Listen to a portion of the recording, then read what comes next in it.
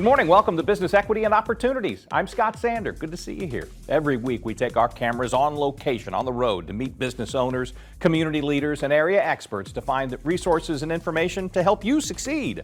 For this, our last show of 2024, we're looking back at some of the guests who've shared their wisdom and inspiration to help entrepreneurs and small business owners start, grow, and sustain their own businesses. Every week we engage our guests on location at their places of business so you can meet them in a more personal way. This year we were able to take BEO on the road to several major events, allowing us to bring more voices to our segments. Also gave us the chance to meet some of our viewers in person. We begin with our Getting Started segments. Each week we present information to help you get your business off the ground. We talk with new and established business owners to find out how they began and their journeys from there. In these segments, we want to bring you valuable resource information you may not be aware of. Here's a sample from this year's Getting Started. This is Business, Equity, and Opportunities. Getting Started. Hey, how's it going? I'm Antonio Maxey, owner of the Napper Nothing Shop, 525 Massachusetts Avenue. That's where we're at right now. Everything in here is made by someone from the city, all local threads. I think that's what makes us special. That's why people support us, and we're grateful for the support. In the mix, I met Molly and Alan years ago. Molly, she came to one of my fashion shows I had in my Lafayette Square location, and she's kind of been supporting it ever since then. The In the Mix program started a few years back. They wanted to bring some Black-owned businesses to the downtown area. We searched high and low between 16th Street all the way to Fountain Square. We came to this location, and it was one on South Meridian, and we ended up landing on this one on Mass Ave, and it's been special, it's been lovely, we're grateful. The demographic has changed, the audience is wider, it's very touristy. People from all walks of life are shopping with us now, so I think that's been the biggest change, and we're super grateful for that, and the trajectory is upward, so that's pretty cool. Well, I graduated from North Central High School. I'm an artist. I took every art class there was available at North Central. From there, I started doing my music. I've been a musician since I was maybe 16 years old. I took it serious after high school. Clothing was just an extension of my merchandising. I wanted to make a couple more dollars than just selling my mixtapes and selling my albums. The support kept growing and growing. I was out my backpack that turned to a box of clothes. The box of clothes turned into a storefront in Lafayette Square Mall. That turned into 8 years. That turned into Mass Ave, and we've been here for a year and a half.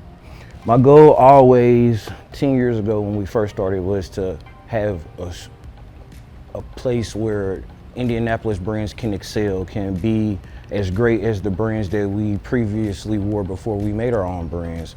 And I kind of stick to those roots still to this day. We have a partner brand called Slum House Originals. They've been with us the entire journey ever since we were on the west side of Indianapolis. So I have two brands myself, which is Napper Nothing and Poverty Sucks. Right now in the Napper Nothing location we're at, we also have Good Vibes Only. We have RMX City Series. We have World Fame, which is a brand new brand. And I also support brands that aren't in my shop as well, because Napper Nothing means we're proud of where we're from, so I'm proud of those brands and their accomplishments as well. Everyone started off as a small business until it became big business, until it became a corporation.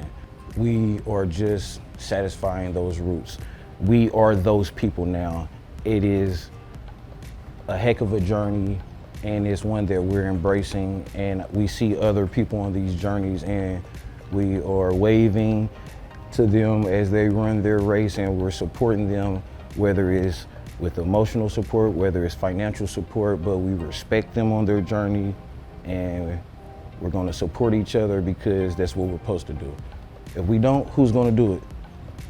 And the city is showing that support. That's why so many small businesses are successful. That's why so many are popping up. That's why so many people are taking chances on themselves, because it's an influx of support. Knowing that I'm providing and taking care of my family, knowing that when the door opens, it helps take care of other people's families as well. knowing that we're showing the next generation that you can have a sustainable lifestyle off of art, off of your hands, off your hustle hands, off of the ideas that come to your brain. Put the work in, and you too could be a success story. When we come back, a sampling from Access to Capital. You're watching Business Equity and Opportunity.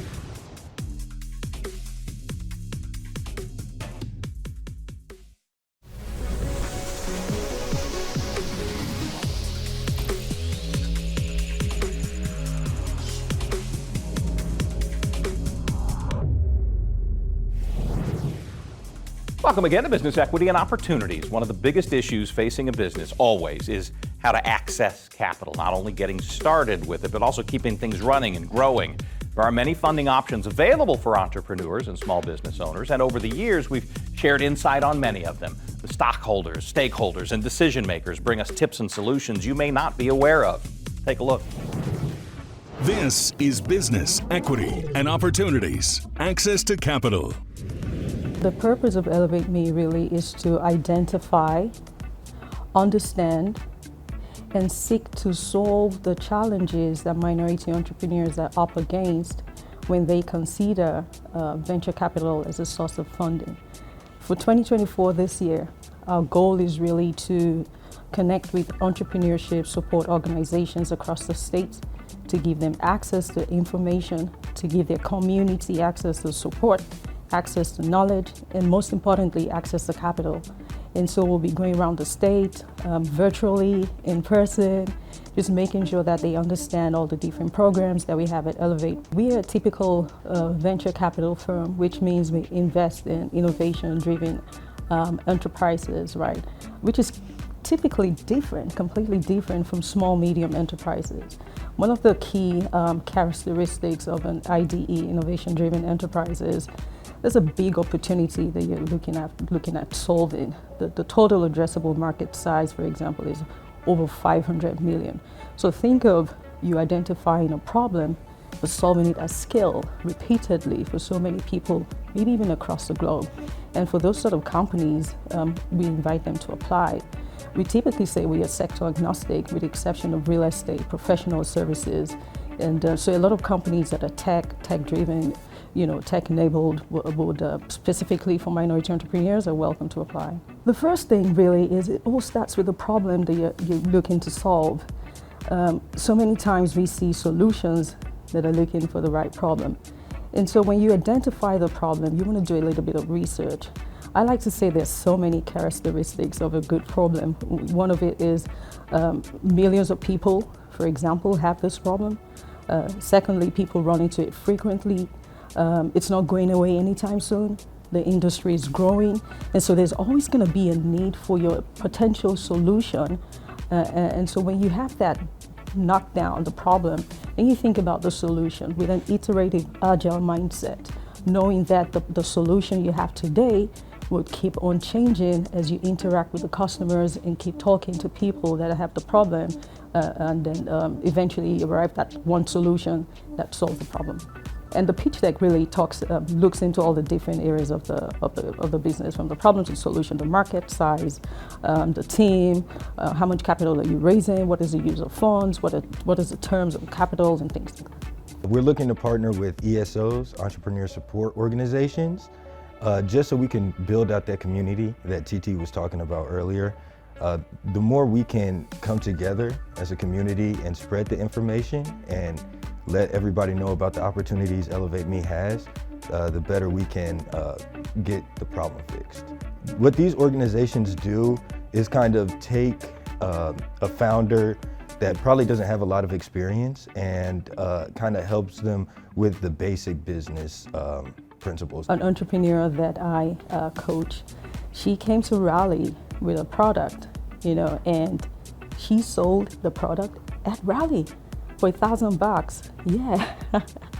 And so for that entrepreneur, minority entrepreneur, who is thinking, at the early stage of the business, is there even something here? Should I pursue this? Do people really want this? She's at that stage where she's doing a lot of customer discovery.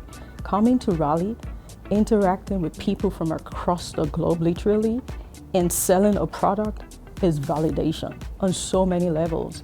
And with that, she's gone full scale on how do I manufacture this, how do I put it in the hands of the users and continue to collect feedback. So many success stories from Raleigh that I'm sure so many people on the team have as well, and people that attended the event. Last week, we launched a pre-seed fund. And the pre-seed fund is a $3 million fund that we are looking to invest in innovation-driven enterprises across the state of Indiana, starting at 20K check sizes, really for the earliest of ideas. So literally idea on a pitch deck. You've identified this big market opportunity, and you want to even find out if there's a there in there. Please, you're welcome to apply. The check may be for the initial 20K check, may be for customer discovery, to attend a conference or event, just to make sure that you are on the right path to solving a problem that is, there's an idea market fit with the problem that you want to solve. So yeah, that's exciting, and we are looking to be inundated with so many applications, but it's exciting times. If you'd like to see more access to capital segments, they're all on beoshow.com. Coming up next, we share some significant happenings in the week in business.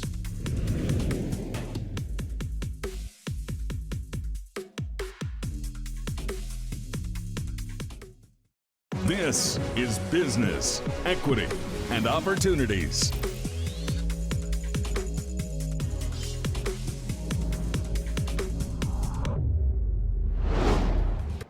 Welcome back to this year-end edition of Business Equity and Opportunities. Through each of the 52 weeks of every year, we want to make sure you're on top of the week in business. This is Business, Equity, and Opportunities. This Week in Business. We thought that in order to capture really well the essence of the neighborhood, we couldn't dismiss the larger legacy that this neighborhood has to bring. And as we were talking about that, I start to feel that every person that I talked to mentioned the fact when they came to Lafayette Square Mall, when they were young, when they came with their parents, with their uncle, Christmas. Everybody has an emotional connection with it. And that's why, at the same time, our master designer, he found the original entrance of the mall. And he was like, look how cool this is. And I'm like, wow, that's amazing, because he was at that time like a futurist entrance.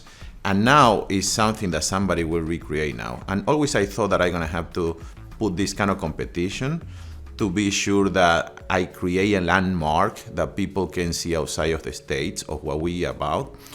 But this is even deeper, because it's actually the essence. And as we took those pillars and we color those pillars, we say now we have finally the totality of the legacy of this neighborhood. This place that was so low for so many people, and this new neighborhood of people coming all around the world living together. And that's why the square was also a reflection of that. We have a different department that was marketing. They asked us, we think that this will be a good name to bring to the whole project, and it was in the same line of what our main thing will be. That's why now we're more excited than ever, because it makes sense. We're having something unique that reflects our values and what we've been before, and is something that at the same time has this modern tweak that we can call a landmark. In every piece of the project grew for different reasons. We have some projects like the Alamos Draft House, the place that was beside that building that we also own got vacant. Now we decided to expand it, and that got bigger. The sporting complex, the idea was to do one. Now we're up to 4 or 5. Yeah, everything grow, and the parcel of the mall that always was the part that we had to develop the most. It grew from what we thought that is going to be around $200 to $300 million, because the idea was to put the cash that we have and finalize it with the cash flow, and keeping the buildings, not in the way that they were, but keeping the structure of the buildings and kind of rehab it. Now, with the construction costs going to the roof after the pandemic, we couldn't do that anymore because the numbers just didn't work. It was, the numbers will work if the project was bigger. That's why now the project on the parcel of the mall and the whole neighborhood is gonna be easy between $700 to $1 billion. I came to Indy 20 years ago. My first job was in Don Pablo's as a bus boy. I became a loan officer. After that, a real estate agent. I sold a lot of properties here when I was a real estate agent. But my career started in this neighborhood as an investor. I started to buy residential properties first. After a while, I started to buy commercial properties. After a while, I control most of the neighborhood. And that's why everything that I had or did, or even to put family on the table, that is obviously the most important job that I have, is being done through this neighborhood. That's why I have a deep emotional connection with it. I've been helping the neighbors associations for a long time. We've been helping this, but in a different way, because before as an investor was like one residential at a time. After that, one commercial at a time. And now I have the whole neighborhood. Now it's the whole neighborhood, and that's a totally different thing, because I always try to dream big as long as the opportunity get me there. This case was the same. Now we control the neighborhood. How we can use the opportunities that we have to go really big, and we find opportunities that I never dreamed that we can have when I started the journey. I don't need to be remembered. This is not about ego. I would love to see them enjoying the best neighborhood in the country, because I really believe that we have everything that it takes. After visiting most of the best neighborhoods in the country, after seeing the opportunities that we have, we can pull that off. That's why if I will say something in 15 years, it will be somebody enjoying what we come out with and be really happy that we have the courage to move forward on this. Later this hour, we look at the practical side of running your business day to day.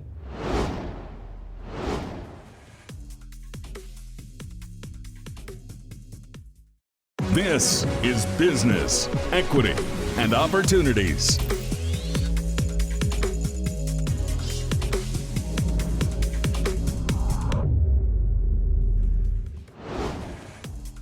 Welcome back to this year-end edition of Business Equity and Opportunities. Every week, we populate our accounting and bookkeeping segments with timely updates on taxes, scams, tools, basic advice on how you can navigate one of those most crucial aspects of your business, your financials.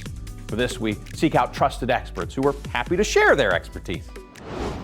This is Business, Equity, and Opportunities, Accounting and Bookkeeping.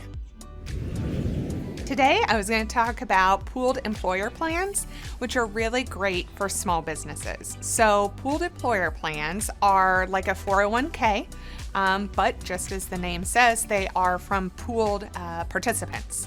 And so this was set up as a result of the Secure Act in 2019, and then some other congressional changes subsequent to that. And what those changes really did was make it easier for diverse employers to pool their resources together. And that gives them an opportunity to lower their risk as they offer some retirement plans to their employees. So this is a great time of year to talk about this, as people are, really focused on in the new year, how are we going to offer benefits to our employees to make sure that we are, a competitive employer. And as we look at survey after survey, more people are looking at what other benefits other than salary can you offer. And so the traditional 401k has much more risk, fiduciary risk, in offering it. It's also, so that makes it more time consuming, right? For people who maybe only have a few employees. Is that a risk you want to take on?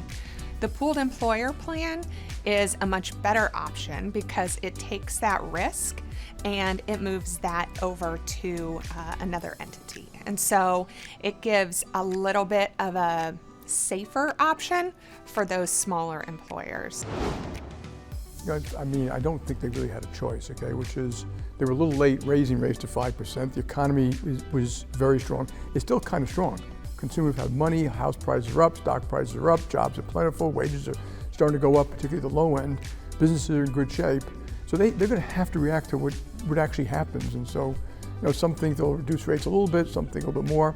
I think there's a chance they may not reduce them at all. So I'd be a little cautious in this one, because the good news is the strong economy. The bad news is that does correlate to inflation. So, but you'd rather have a strong economy with low inflation than a really weak economy. Everything you just said sounds rosier than maybe a couple years ago, but we still have everybody at home thinking this economy is shaky, I'm uncertain about it. Some people just flat say, I think it's bad. How do you square the two?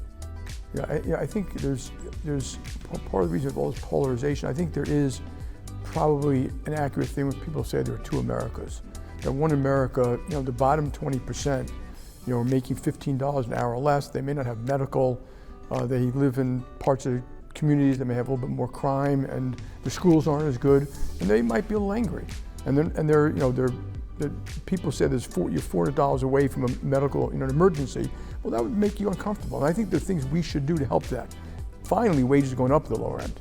So I think that is a good thing. And so hopefully we can fix this. But a growing economy helps more people than anything. Tell me a little bit more about that, the American dream specifically. People feel that they will never be able to come to your bank and ask for a home loan because they have given up even thinking about it.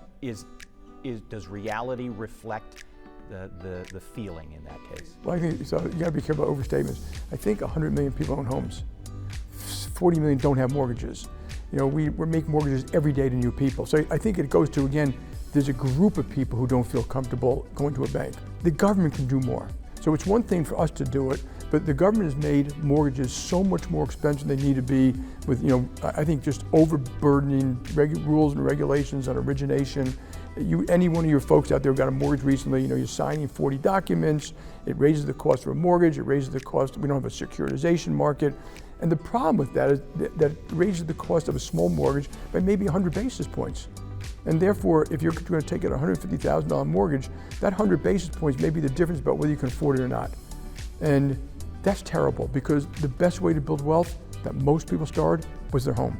And those small mortgages would help minorities and lower income people more than anybody else. So one of the things we do is we try to do our own thing. We also try to fight for policies in Washington, D.C. that we think will be great for America.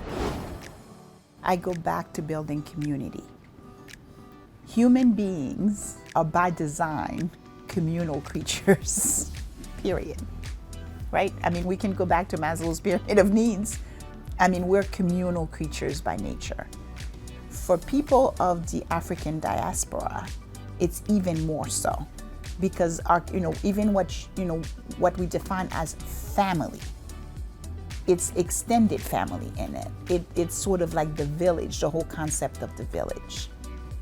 And so I think the first piece I invite people is to look us up on the web, look at our website, look at DOF, choose to invest. Our fees are minimal for a membership in DOF, but choose to get engaged in DOF and then become active.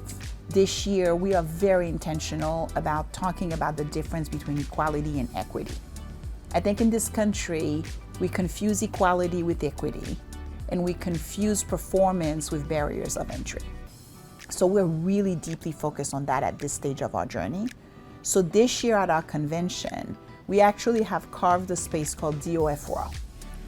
And any member of DOF could choose to be in DOF Raw for a hair fraction of what we would charge a regular funder, investor, sponsor. And you know what? It's going to be a beautiful space. It's going to be branded. We're offering, like a kiosk, so we know those small businesses don't have the money to go, sort of create like the big showstoppers that others do. So we've simplified it for a minimal cost. And, it's going to be beautiful. It's going to be branded. And then we are also strategically driving business leaders who are looking for those firms in that space. But what we hear, right? What we hear is that even at a package of $10,000 or $20,000 or $30,000, people feel like it's expensive. And I think there's a lot of what I would tell small business owners. If you're not gonna get anything if you're not investing. I'm a firm believer in agency. We gotta invest. When we return, we look at the practical side of running your business day to day. coming up on Business Equity and Opportunity.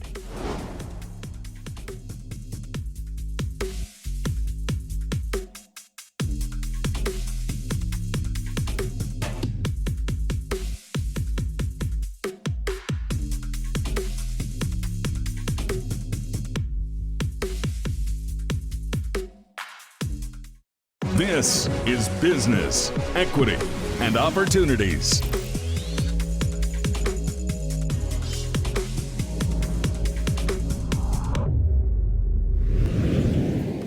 This is Business Equity and Opportunities. Each week we present various business owners, community leaders, experts in the field of running a business day to day. You get insight to help other businesses succeed. Often this information unfolds as they share their own personal stories of what they learned on their own pathway to success. This is Business, Equity, and Opportunities. Running your business day to day. I wanted to be an entrepreneur since I was 11 years old. Growing up, when you're growing up in school and you're playing sports from 7 years old, that's when I made the decision that I was going to play in the National Football League. At age 11 is when I decided that I wanted to be an entrepreneur. I've always been very observant. The biggest thing my mother taught me at a young age was to think, and that it's okay to think before you move, before you react. And I never wanted to be remembered as just a great football player. I've always been very engaging, very in tune, understanding how to build a relationship, grow a relationship, understanding that to have access to happiness and prosperity in life, together is better. Understanding the value of a relationship. So that's really kind of what intrigued it. From there, developed a relationship with my now business manager. His name is Michael Lito. He's out of Fort Wayne, Indiana. He runs a family office called Rise Sports Advisors, and it's for athletes who desire to be more than just entrepreneurs. From budgeting to alternative investing to creating financial freedom to education. I've been a guy that's always wanted to learn. I've always wanted to surround myself with people who are experts in fields that I can learn and grow from. And then from there, just being a sponge and wanting to soak everything in. My purpose beyond athletics is to close the wealth gap that exists in this world and to help that. I started MEI, which stands for Minority Entrepreneurship Institute, about 5 years ago to close the economic and educational gap that exists in this world today. We've invested in about 12 companies, over $1.2 million over these past 4 years, directly into minority companies, Black, Brown, the Latinx community. We have, minority community, we have a lot of ideas, a lot of big visions, that can help change the world and make the world a better place that we can also be compensated for as well. What we lack is the financial funding, the education, the resources, help putting together real strategic execution plans. So that was really me understanding that, it's like, okay, how can I help put a hit into that? So that's really my purpose. I do a lot of investing, alternative investing, private equity, real estate, multifamily sides, venture capital. I have my own different business activations as well. I have my own eyewear line, or Clear Eye View. I'm wearing our blue light lenses right now. And then I am also a franchisee in Jinya Ramen Bar. It's a Japanese ramen cuisine, which I'm actually bringing to Indianapolis here in the next couple years. So I'm excited about that. I love entrepreneurship. Creating ideas, cultivating ideas, managing people and teams, it matters. And a lot of what I've done playing sports has helped me with those things. So I'm learning constantly.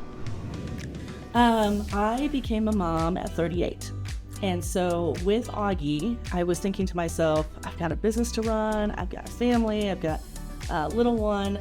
How am I going to ever find the time to teach him Chinese on top of everything else?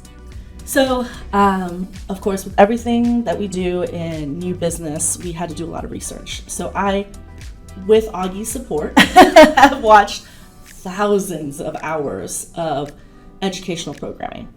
And what I found was those shows that were funded by the Federal Department of Education were intentionally formulaic in the way that they taught language, taught reading, and taught about cultural heritage. And in the form of Dora, the Explorer, taught the Spanish language. And so I looked and I wanted to see, were there comparable shows that could be quote unquote an export from Taiwan, from China, that really shared that Chinese language teaching capability? And I found that it wasn't, for two reasons. One, the level of language immersion that was assumed was not here in the United States. So a typical show might go over 20 to 30 new words, all grouped and categorized into, here's what you call every vegetable, right? Here are all the words for fruits. And it wasn't conversational. And the second main issue was it was not at all culturally coherent for a young language learner here in the United States. And so, as we utilize this market research, I also got additional information from our wonderful universities, and I found out that 64% of our digital media arts majors leave the state. We have some talent here, but talent won't stay if they don't have employment opportunities. So, going back to the market research, we took a look at what is currently available programmatically, teaching, education, language-wise, produced in the States. What is available in other countries that are mainly primary language Chinese speaking. And then we went a third route of research to look at who can we partner with? What does this look like, right? Epic Made is what I would term, in my words, certainly not their business slogan, in my words, the B team to Nickelodeon. The AI automatically recommended that I set up a meeting with Carl Cleanthus, and I did. And so Epic Made is our animators. They took Little Dragon, which was the ideation concepting from a local student at Ivy Tech, Isabella Murata, who created the initial fine art sketches of Little Dragon. And then Little Dragon was then animated into this incredible Little Dragon character, as you'll see here in this segment, and by the Epic Made team, again collaborating with our local students and with industry experts. If you'd like more information on any of our Running Your Business day-to-day segments from 2024, follow the QR code to our website or type it in, beoshow.com. Coming up this hour, highlights of our industry focus. You're watching Business Equity and Opportunity.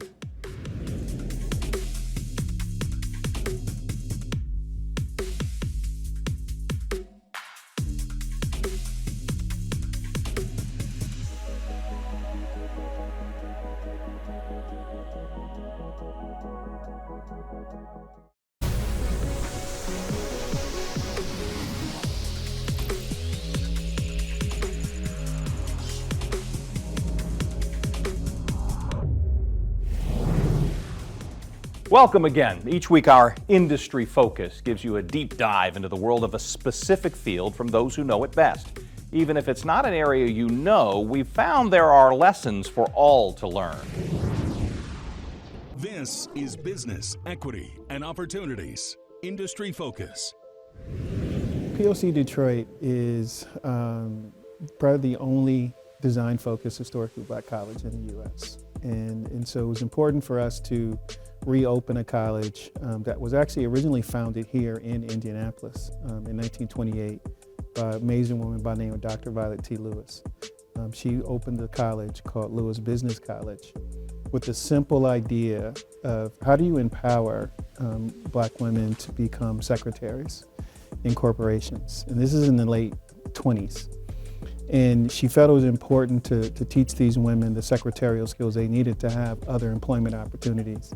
It did extremely well here in the city, so well that the city of Detroit asked her to open a second location in 1939, and she repeated history that she did here, where some of the first black office employees for like Michigan Bell GM, and Ford were all graduates of, at that time called Lewis College of Business.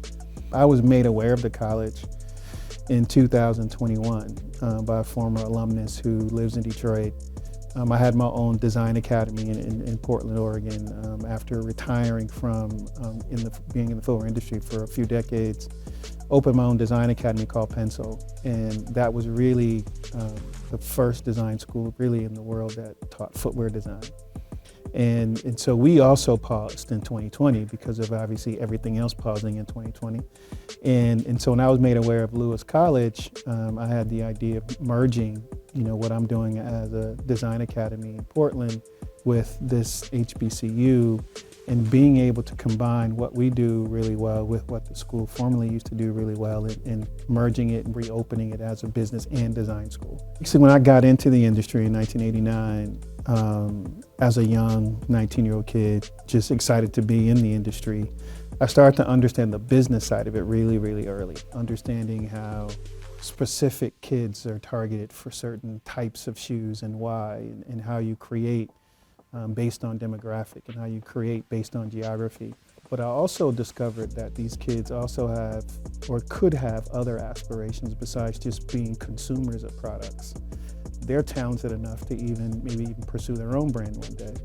And so as I continued through the industry and moved on to Jordan Brand and at Nike, and being able to be at the biggest footwear company in the country, I figured, hey, I was able to be on the inside, and I got all the answers to the test, right? And so if I could start to share all the answers to the test to these kids, then now they have a choice. They can either decide, hey, maybe I should, hone my skills to work at Nike or Jordan Brand, or maybe I can strike out and do it on my own. And so I wanted to basically at least provide them the tools that they need to make the right decision of which direction they want to go. And that was really where Pencil was founded, through that lens of taking all of my industry knowledge, creating an academy that really worked with kids and met them where they were, and giving them the insights that they need so they can choose which direction they want to move forward with their creative direction. In the mid-'80s, I was what's today called a customizer. So in the 80s, though, I did it out of necessity, because in the 80s, you can buy whatever color stickers you want as long as they were white, or white-black. And I wanted white-green.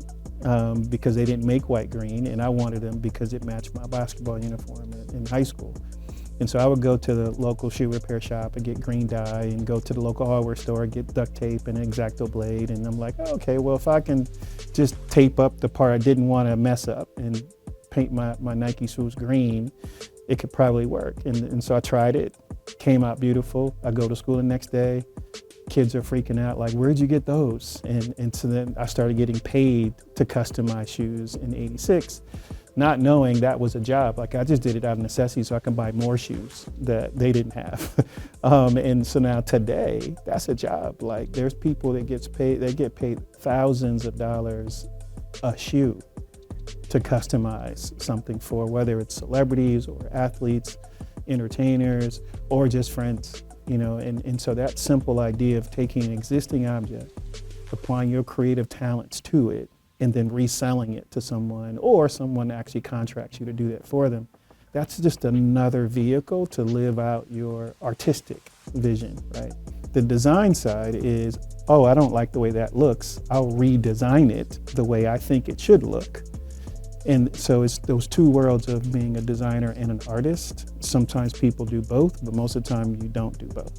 What we try to do, though, is because of the way that the college is structured, we try to make sure everyone's empowered to mentor two people.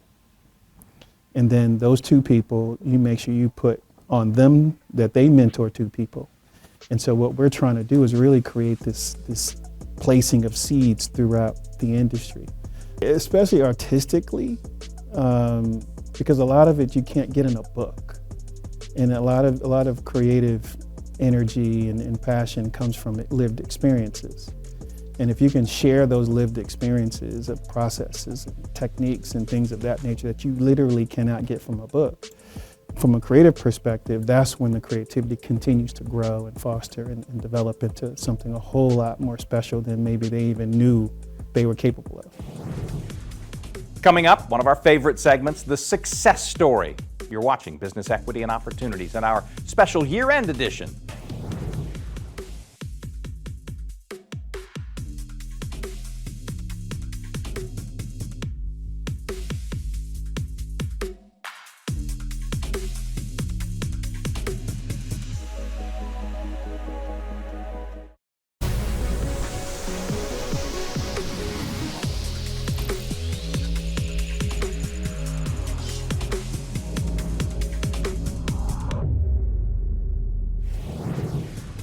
The hour is short here on Business Equity and Opportunities. We are, though, proud to be able to offer local businesses a chance to share the stories of their own successes. We feel it's a great way to challenge, inspire entrepreneurs and new business owners to believe they too can find that road. That's why it's the last segment each week, the success story. This is Business Equity and Opportunities Success Story. So my father is a pretty phenomenal artist and taught me how to do things correctly on the canvas at an early age. Got away from that for a while, went to the Marine Corps, used the GI Bill from that and went to Academy of Design Technology in Tampa. And then things sort of went haywire. I became a stuntman for some feature films and television shows. Slowly came back to the arts. Started off as an interior designer with big paintbrushes and rollers, and through the years those slowly got smaller and smaller, and now we do the small stuff. About 12 years ago, 10 to 12 years ago, when I started getting better, I think that started, I could see the reaction to some folks, and then when we started getting involved in some local charities, then that started to grow a little bit. And I could just see that it was taking on a path that I hadn't planned for.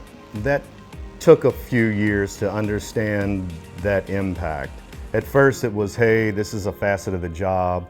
You can go meet some new folks and go to some new places. But then slowly I could see, say we'd raise some money for the